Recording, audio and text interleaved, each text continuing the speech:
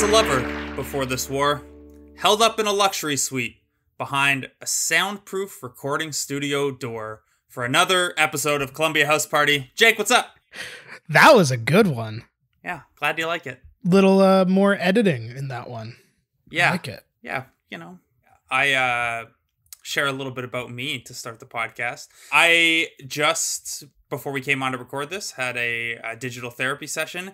And I'm in the last 2 hours of a 48-hour fast. So I am a husk of a person right now, Jake. I hope you're ready to carry this podcast. What's the, explain the fast for me. I joined a weight loss betting pool with like 12 other people. It's not like an immediate thing. Like you don't need to, like, I'm not like cutting weight like UFC or high school wrestling or anything. But a couple of the people in there were talking about starting on a 48-hour water fast. Basically, I read up on it, and first of all, it seemed like a good mental challenge. And I know a lot of people get some like mental benefits from the process of fasting and the discipline that requires and stuff like that. There are also a lot of physical benefits, or at least believed physical benefits. It can help like reset basically your hormone levels and your insulin sensitivity. And then there is a recent Nobel Prize winning paper about how your cells deal with dead cells or non-functioning cells, and how fasting for a prolonged period can help with that. And it's been shown, or at least is highly theorized, to help like with long-term health stuff by turning dead cells or unfunctioning cells into good cells. And that kind of peaks in the 24 to 36 hour range of a fast. So yeah, I thought it'd be a good mental challenge. I had 2 lighter days. I mean, they're all light days physically now. So there's not a lot of me left, Jake, and throw a therapy on top of that. And yeah. Well, I got you here. I got you here then. I will pick up your slack. I am not in any kind of fast. So I will do what I can. We're going to talk about more than just mental health stuff and fasting today. We're going to talk about a pretty kick-ass album. It's also never a bad idea to just dip back into the Meet Me in the Bathroom lore when you need a connection episode, because a lot of these guys connect, and girls connect, all over the place. So once you get to Dave Sitek, you get like this kind of cheat code for the Columbia House Party connections between episodes, because Dave Sitek has touched everything. So Jake, where are we going today? Yeah, this show could really just be the Dave Sitek show, and we could do the same gimmick and be fine. Yeah, it'd be great. We're gonna. I have a point on that regard coming up after you tell us where we're going specifically with Sitek today. So today, as you pointed out, Dave Sitek had his hands in pretty much all of the early to mid 2000s indie rock scene coming out of New York, which was, I think, for like most people of my generation, our sort of intro to indie rock, so to speak. And so when I was in high school, I got into all of those bands. I can't really remember exactly how. Like, I want to say it was just because they were kind of everywhere, whether it was Much Music or just people, word of mouth or whatever. But, you know, the Yeah Yeah Yeahs, Bright Eyes, Arcade Fire, that whole kind of era. And one band I don't really remember how I came to specifically. I'm sure it was because of their hit single, which we will talk about today. That was Unavoidable. Unavoidable, yeah. I have no idea how I first heard it, but I remember I bought the CD off the back of the single and listened to it and didn't totally get it as an album, I think. I don't think I was there yet in my musical discovery. But then in university and in my early 20s, I started to really get it. And this band, for a period of time, was one of my favorite bands in the world. They're still a band I really like, but I don't know if they've quite kept up that momentum. But that is all because of the album we're talking about today, which is I will use the term momentous 2006 album by TV on the Radio, Return to Cookie Mountain.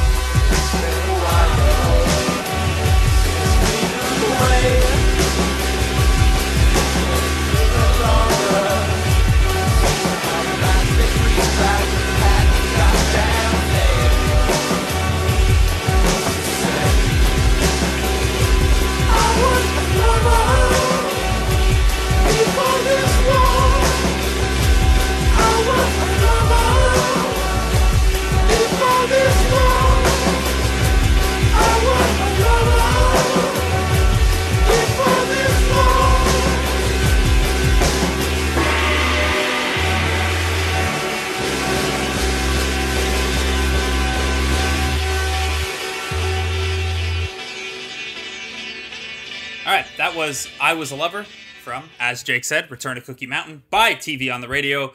Like we said off the top, never a bad time to dive back into Lizzie Goodman's Meet Me in the Bathroom. Jake, you mentioned how you came across TV on the Radio way back when.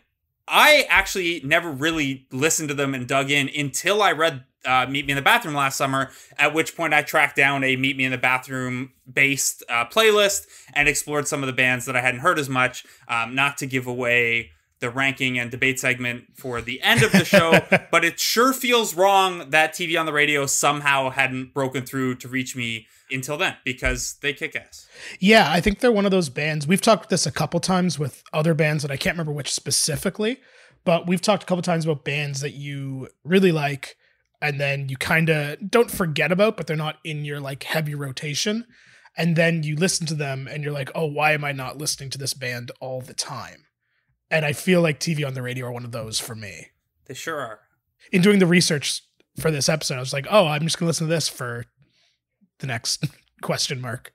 Yeah, it's great when you stumble across it, especially since, you know, we talk on the bonus episodes, we do kind of our new music roundup, but I have found myself gravitating more toward old standbys than going too deep on new stuff. I've been trying a lot of new music, but I've tended to do longer sits with throwbacks or old reliables, and TV on the Radio certainly scratched that itch. Although, again, as I said, I was a late fan to TV on the Radio. The other reason we could do TV on the Radio, mentioned off the top, Dave Sitek. I have an idea in my head, Jake, and I'm sorry to spoil it here, especially if it doesn't actually happen. But I feel like on one of our bonus episodes, maybe when we're like, I don't know, 50 or 100 episodes in or whatever, we are going to do like a Columbia House Party Hall of Fame first round of induction and look at just some of the credits that Sitek has. Yeah Yeahs, TV on the Radio, Jane's Addiction, The Orwells, Wale's Attention Deficit, which is the best Wale piece out there, Khalees, Beyonce and Jay-Z, Weezer, he even featured on an MF Doom track. Dave Sitek, early candidate to be one of the first Columbia House Party Hall of Famers. Truly, yeah. Like there's even more. Like you can even add Liars, the OCs, Foles, Santa Gold. Foles, yeah.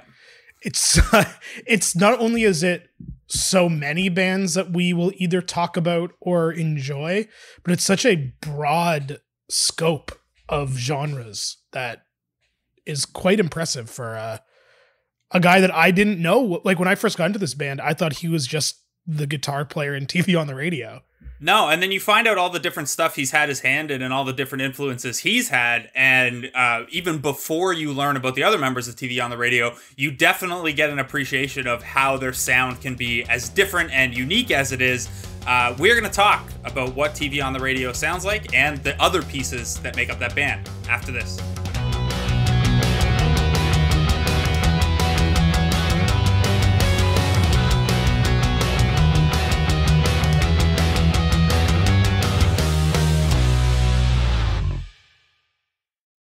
TV on the Radio were formed in 2001 by Tunde Adebimpe and Dave Sitek.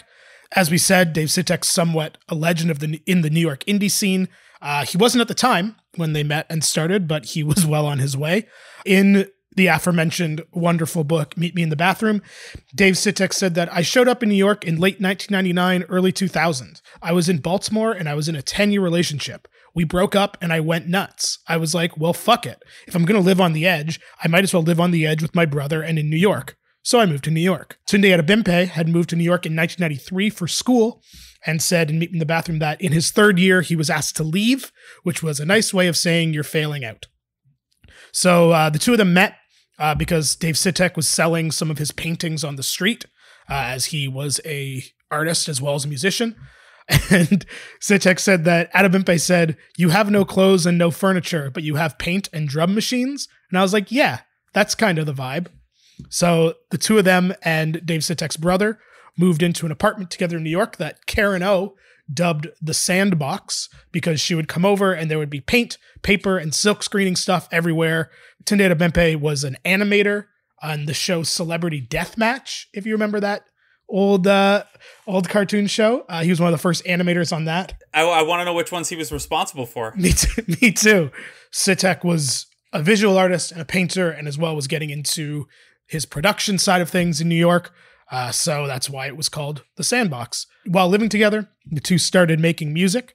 Adebimpe said, the night Dave and I started making songs together, we ended up putting 6 of them on this disc called OK Calculator. We hid CDs in furniture stores or bookstores. We had an email address on the back, so people actually started writing, being like, I found this CD. What is this? What's going on? Who are you guys? Then Dave started producing with Yeah Yeah Yeahs, so he'd be gone for a few months, and I'd just go back to what I was doing. Which, I felt this a lot, reading a lot of the parts of Meet Me in the Bathroom, but I found it really striking with this idea that you could start a band in a scene like the New York early 2000s scene that was obviously so overbrimming with creativity and talent. And then you could just do shit like hiding CDs in stores and hoping people found them and seeing what happened. Like, I think that's it's a thing that will never happen again and can never happen again. Yeah. Like it seems like a bad B plot from Empire Records or High Fidelity. Totally. But it's just such a, like, there's a very, like, nostalgic, music-y art thing to it that I really enjoy. Yeah, it's very cool. It's just completely impossible in 2020. It's like, what do you, like you can't covertly, like, sneak your songs onto people's phones unless you are already a monolith like U2. And then everyone got pissed off about it anyway. Yes. So, although if they snuck something that sounded like OK Calculator onto my phone, maybe I would mind a lot less. Maybe. I don't think it's worth trying, though. I feel like the risk there is too high, and the capital needed behind that. Like, I mean, we don't need to talk about it too seriously. You need to be a gigantic band already to have the ability to do that. So, Tunde Adebimpe told Downhill Battle that OK Calculator was 24 tracks of 4-track stuff, and that's online now. We sold a few of them on the first tour, a couple, then the CD burner broke, etc. That's online, and someone wrote about it as the extremely rare but superb OK Calculator. And I'm sitting there going, are you kidding me? Rare, yeah. Rare because we were making them ourselves. And superb, that's not up to us, but it's not superb. I'd be the first to tell you, there's more hiss on some of these songs than there are songs. And it's fun, and I love it, but I wouldn't call it superb. And I think if you've ever listened to OK Calculator, that, I think, is not a incorrect summation of it. I remember when I was first getting into this band and doing my deep dive, learning that was the first thing they put out. And like half of it is just nonsense. I love it, but it's like, there's some harsh noise, as we like to say. I mean, look, I LimeWired a lot of pop punk in the early 2000s. I know how poor sound quality can come up. Before that kind of Blink-182 cleanness took over the industry sound. Mm-hmm. I certainly recognize what the sound you're talking about. Shortly after the release of OK Calculator in 2003, Kip Malone joined the band on vocals and guitars, among a bunch of other instruments. The three of them would release the Young Liars EP in 2003, which was 5 songs long, including a Pixies cover. They would follow up the release of their EP with their debut LP, Desperate Youth, Bloodthirsty Babes, which is a very early 2000s indie rock album title. It was their first full length, and it included their debut single, which was remixed from the Young Liars EP, and that song is Staring at the Sun.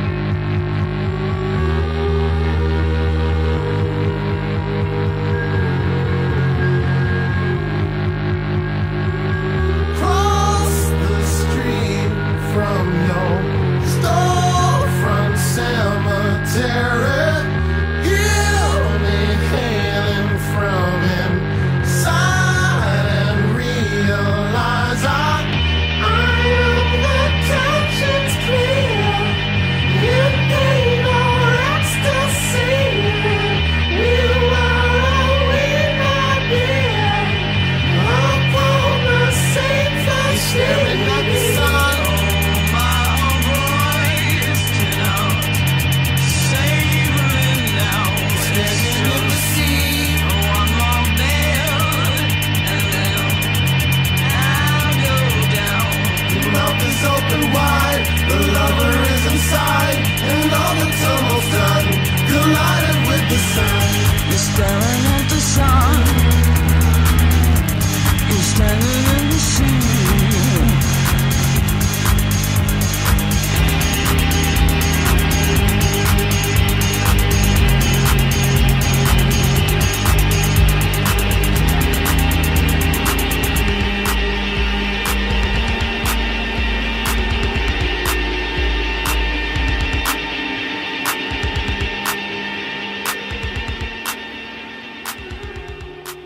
can't believe they just ripped off the Offspring staring at the sun.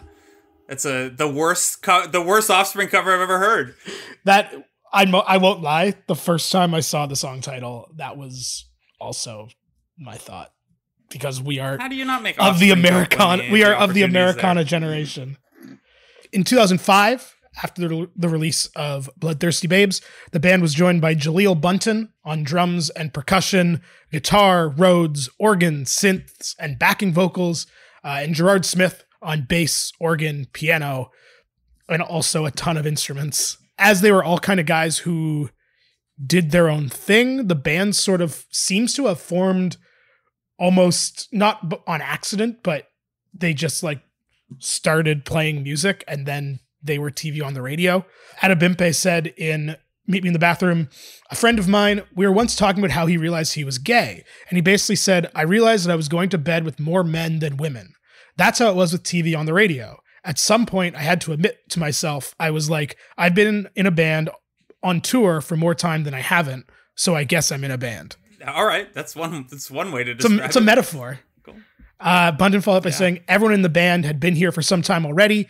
Everyone had done time in the coffee shops, had done time in whatever other job. Everyone in the band had a grunt side. We grew up grunt people, did grunt work. We never really saw the people that didn't live in the world of I work in some shitty coffee shop, which, if you go back to their origin story, obviously totally checks out.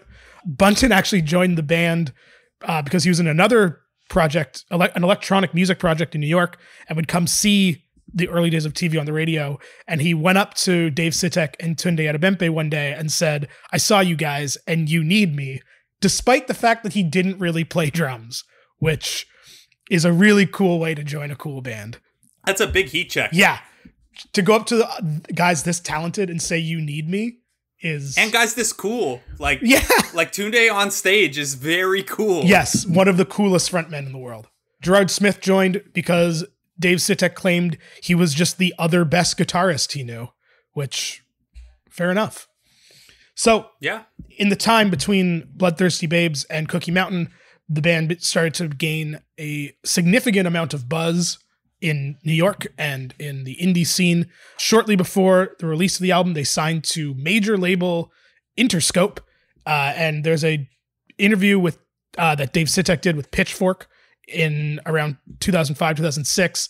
And it's so very mid-2000s because almost every single question in the interview is about them signing to a major label and how they should feel about that, which is pretty funny. But I like their attitude is basically we don't care. Sitek said... Like, is the tone like you guys are selling out kind of thing? The tone is more like, how do you feel about accusations of selling out? Ah, okay. Like, it's not directly questioning it, but it kind of is. But Sitek said in this interview, when asked why they signed to a major label, he said, just get the music heard by the most amount of people. We don't want to be hidden behind some shroud of secrecy. I don't think that TV on the radio is some dark, mysterious band that no one can know about. We write music because it's an immediate form of communication. We're able to put on record what's happening in our times, and we want that message to be heard by the most amount of people, which I think is the correct answer when someone asks, why did you sign to a major label? Yeah, another potential answer, Interscope can get us on Letterman. Yeah, exactly.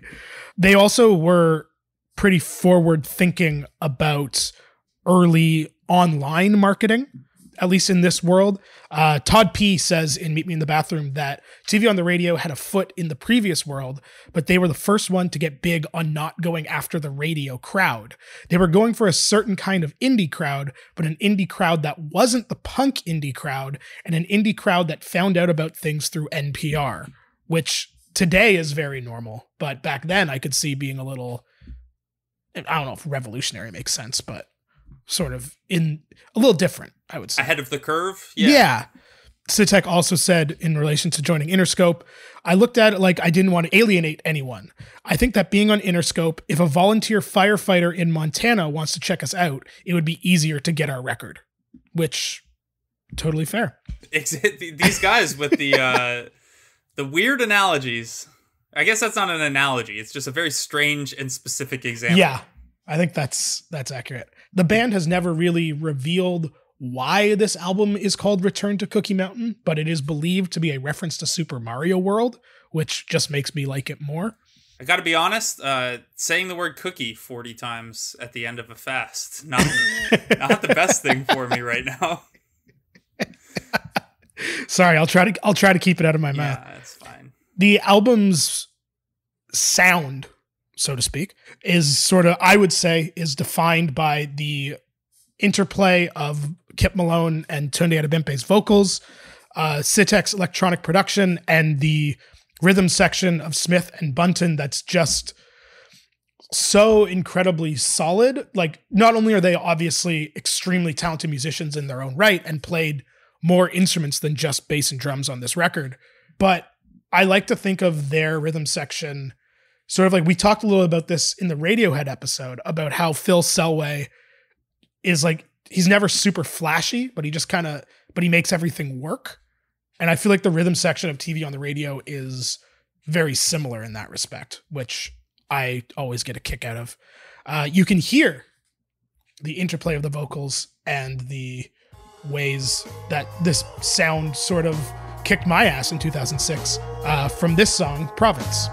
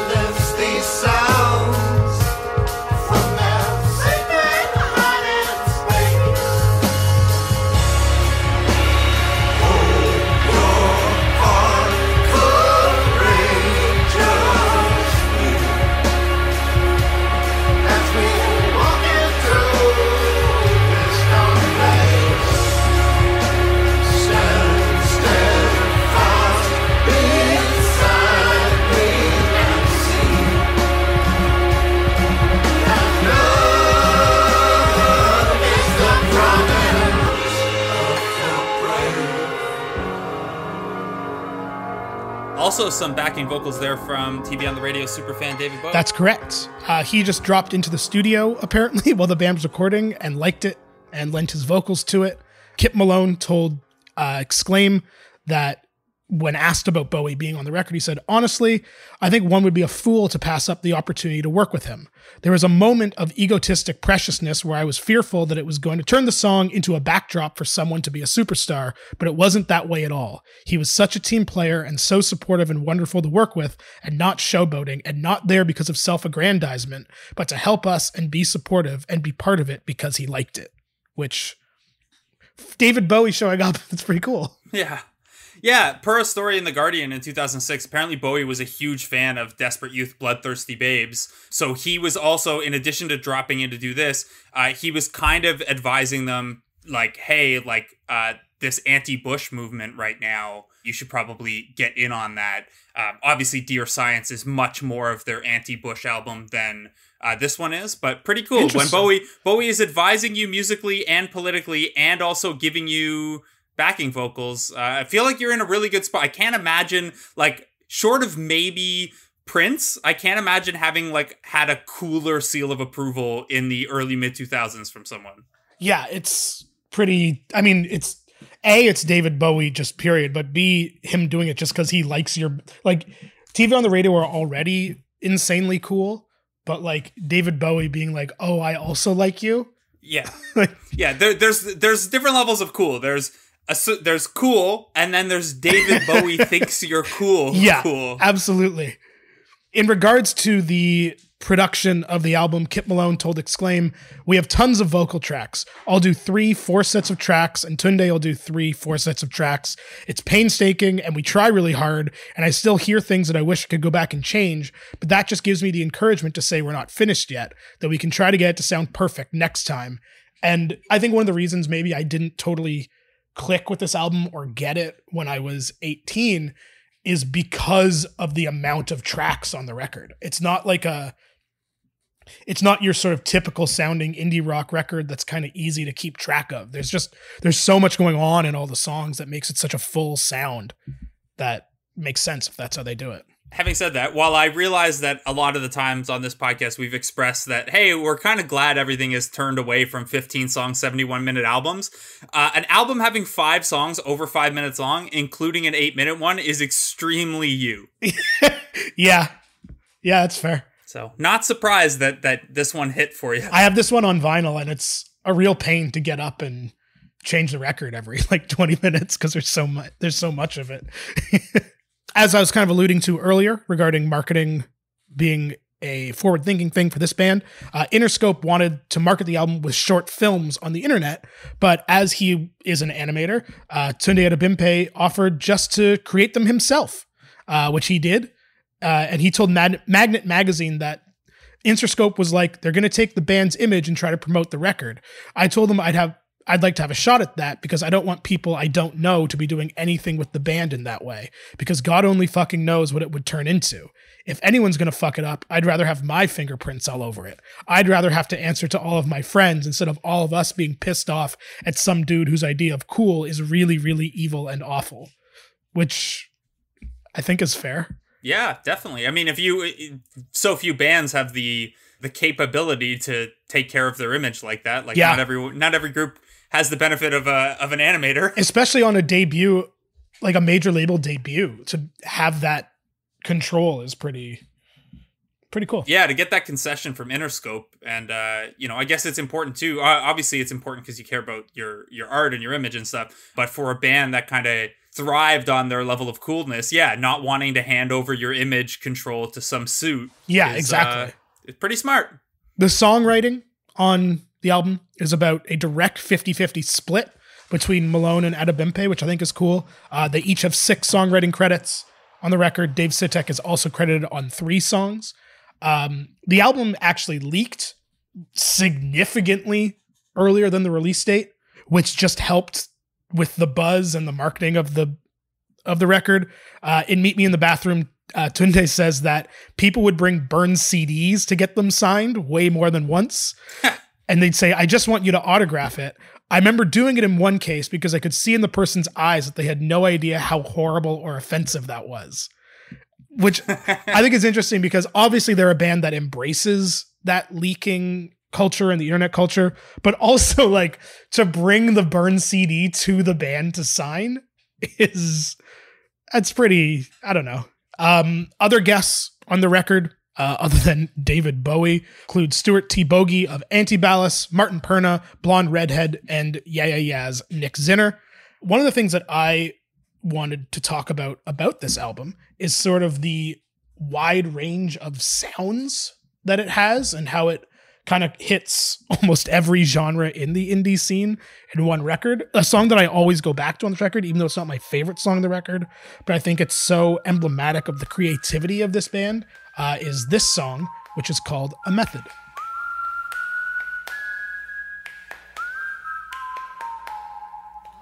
Eyes wide, mind, suddenly everything flies by fine.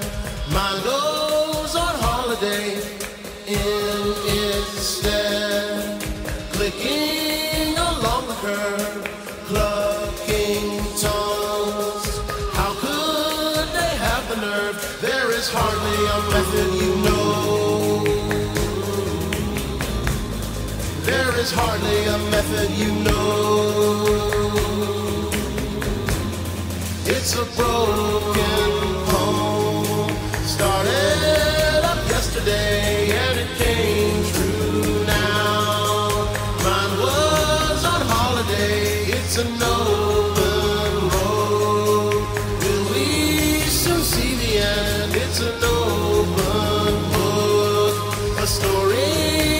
tell the band there is hardly a method you know. Broken threads on dirty highways pave the way for any human race. Broken threads on dirty highways pave the way for any human race.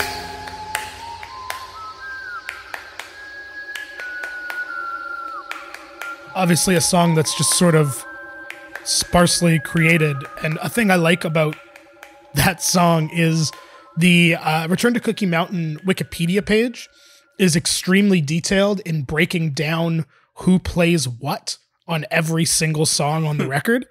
And some of the songs, like Wolf Like Me has 3 guitars, bass, drums, saxophone. Let the Devil In has samples. Dirty World has Rhodes and samples and synths. And I like that this one just has vocals, samples, keys, and percussion. And it's just the 5 guys in the band. And it sounds like it's just them in a room doing it. And I just think it's a very cool track. Yeah, it's cool. Like, you take this big band that does a lot of layered stuff and kind of, I guess not minimalize it because it's still like there's a lot going on there, but like kind of strip it down a little bit. It's fun. I am very curious how that one plays live. Me too. I've seen them a couple times. So I've never seen that. Yeah, maybe it just doesn't play well live then, because it does, it stands out as a little different than, I mean, I've only seen YouTube's, but yeah, it's harder to picture that one going on live the way that they play than it is with some of the other songs. Yeah, I think a lot of that. Speaking of, I was going to get into this about how this record is so built on, and really a lot of their records, but especially this one, is built on electronic beats and repetition, which is on purpose, as Dave Sitek told Pitchfork. Through the trauma of birth, we're thrown into these repetitions, everything from our heartbeat to our routines, and I think that's identifiable. When you look at commercial music, it's created all these different jobs, but if you look at a lot of the music that we listen to, particularly Afrobeat and High Life and a lot of music from like Mali, it's based on repetition. This guy named Fagan, I apologize if I pronounced that wrong, who played with Fela Kuti for a while, was telling about the hypnotic effect of music. He's like, the most important drum in Afrobeat is not a drum, it's the hi-hat, because it hypnotizes, and that's what people identify with. It syncs with their heartbeat, which I think is a really interesting way to look at rhythm, and for a band that is built their sound so much on rhythm, it makes sense to me that they have such a total understanding of that idea. But despite their mass production, so to speak, of their records, one thing that I love about TV on the Radio is how they are almost a completely different band on stage. Like if you've ever seen TV on the Radio, they turn into this loud rock band that, not that they don't have loud rock songs on the record, but it's really they remix a lot of their songs live. And it's like seeing a completely different beast. And they're truly a fantastic live band. They actually have some theories on that.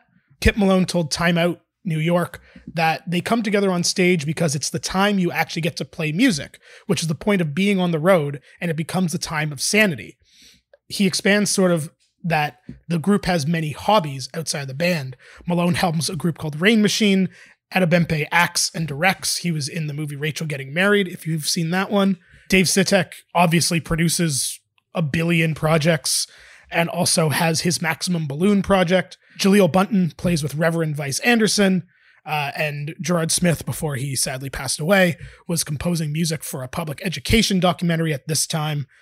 So the band, it seems like when they play live, they just sort of come together, as Malone says.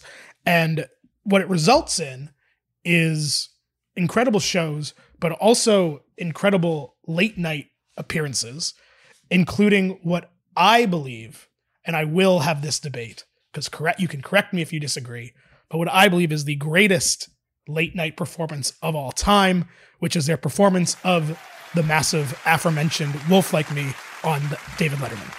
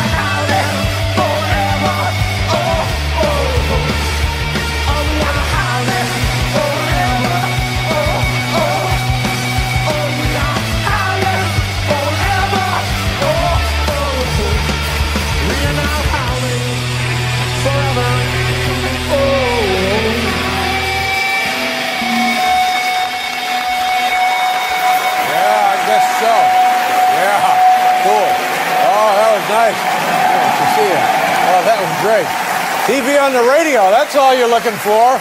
Nice going.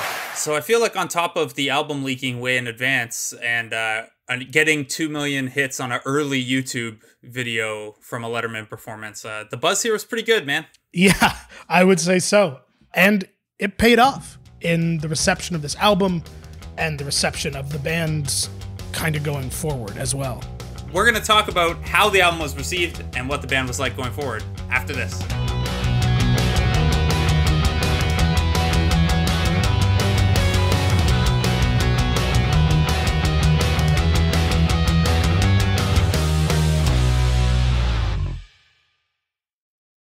All right, so like we said, it leaks, get a lot of views on YouTube, a lot of buzz from Letterman. Jake, how did this album perform? Extremely well. It is one of the best reviewed indie rock records of the decade. It was second on Pitchfork's Best of 2006 list. It was first on Spin's list and fourth on Rolling Stone Stylus and Slants. Blender has named it the 96th greatest indie rock record of all time. Rhapsody named it the 8th best album of the decade. And as of 2014, it had sold 242,000 copies. Despite all of that, it peaked at 41 on Billboard. Considering Wolf Like Me was so huge, that surprises me. But I also don't have... And indie had picked up at this point. Yeah. It's not like they were before the boom, right? It was right around here. So that surprised me, going back and seeing that. I would have guessed that, maybe not number one, but I would have guessed that it had... it charted higher than that for sure, especially given the reviews. Yeah, and Wolf Like Me even only hit 37 on the alternative chart and didn't even chart on the 200. But I guess people were buying records back then, so breaking into sort of the pop sphere of things was perhaps a little more challenging. Yeah, I guess that's possible. If indie was, like you said, TV on the radio being quicker to web than most and having the leaks, maybe that killed some of the sales momentum. Maybe. But the band would soldier on. As bands do. They released Dear Science in 2008, which is my favorite TV on the radio record that we easily could have done today. That one was even better received than Cookie Mountain. It was named the best album of 2008 by Rolling Stone, The Guardian, Spin, MTV, Entertainment Weekly, the Pitchfork Readers Poll, and The Village Voice. And it was named the 140th best album of the decade by Pitchfork. I think a very cool evolution of their sound. A little more straightforward, I think, a little more accessible. It was also very of the time. Came out in September 2008 as the political landscape was shifting. And it was, as we mentioned a little earlier, pretty critical of Bush. It's on a lot of those lists of, hey, this bad political time gave us this good music, which is a trope that has gotten ridiculous here in 2020. And I don't have great faith that we're actually going to look back and be like, hey, well, there's some great music from that at least. But Dear Science was that, including this song, Dancing Shoes. He's a what? He's a what? He's a newspaper man. And he gets his best ideas from a newspaper stand. From his boots to his pants, to his comments and his rants. He knows that any little article will do.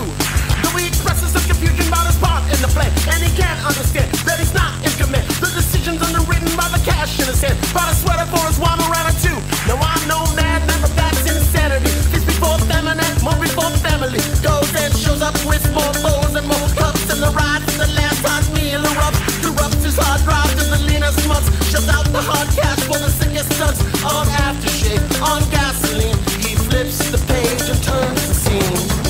In my mind I'm drowning butterflies, broken dreams and alibis. That's fine. I've seen my palette flow to monochrome. Hollow heart clicks hollow tone. In time I see you figured in your action pose. Foam injected axle rolls. Like sign. Should something shake you and you drop the news, Lord, just keep your dancing shoes off mine.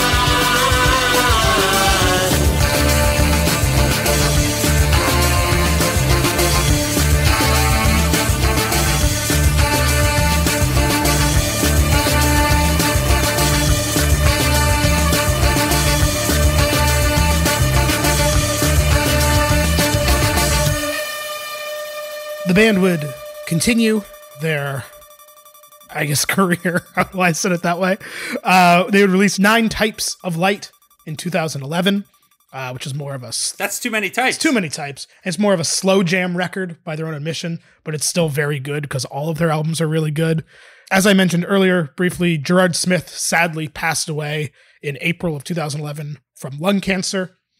The band would reunite to record. They recorded a couple singles in 2013. One is called Mercy, which is such a good song. Check it out. And they also released Seeds in 2014. Since 2014, they have toured intermittently and played shows, but haven't released any new music since. And I would like them to, because TV on the Radio kick ass, and I want to hear more TV on the Radio songs. Quick question for you before we get into the ranking segment. If you look at Dave Sitek's Wikipedia page, or the TV on the Radio one rather, there's a now unsourced link to an interview he did with a Danish magazine called Sound Venue in 2010. I can't find it in English anywhere. Maybe someone can pass that along. But paraphrasing based on the Wikipedia translation, Sitek found the Brooklyn music scene to be a bit opportunistic and hypocritical, with kind of, the way it got phrased was that bands started to write music that writers would want to write about.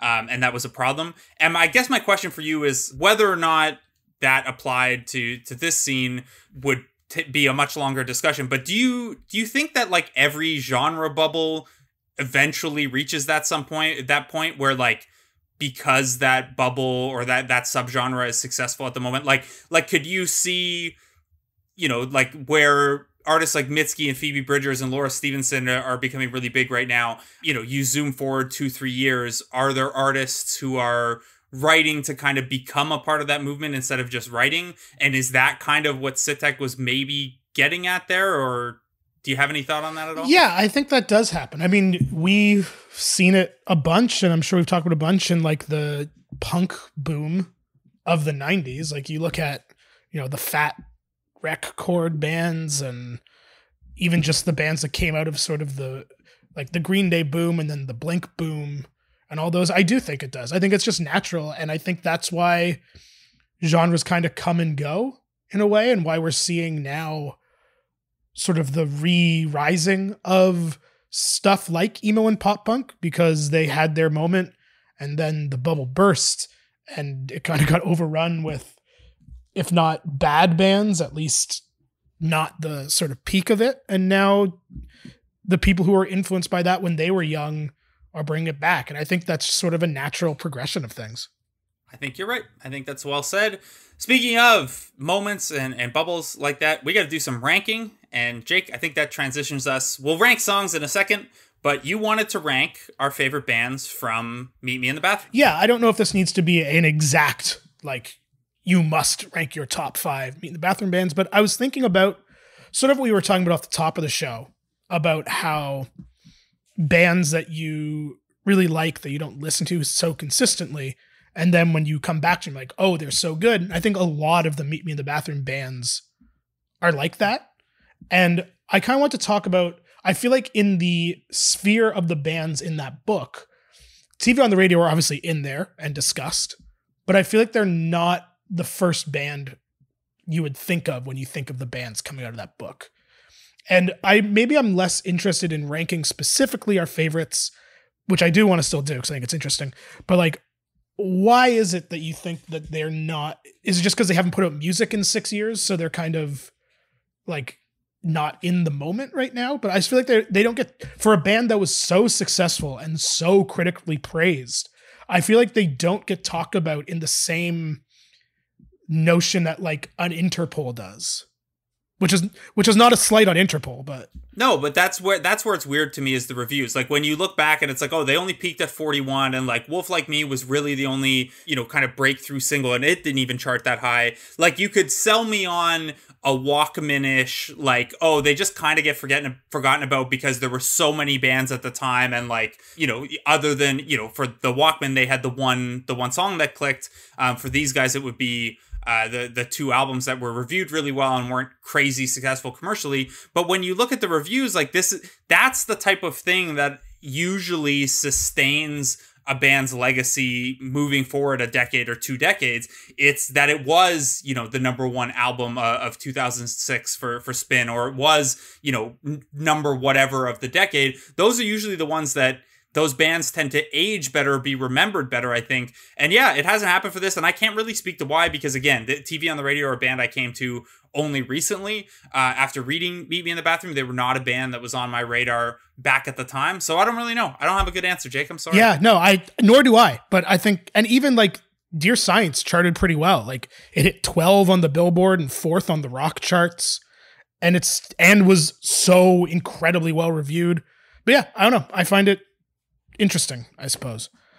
Give us your theories in the Discord chat. If you are a Patreon subscriber and you're in the Discord, give us your theories. And if you're not, and you want to be, and you want to give us those theories, patreon.com/Columbia House Party.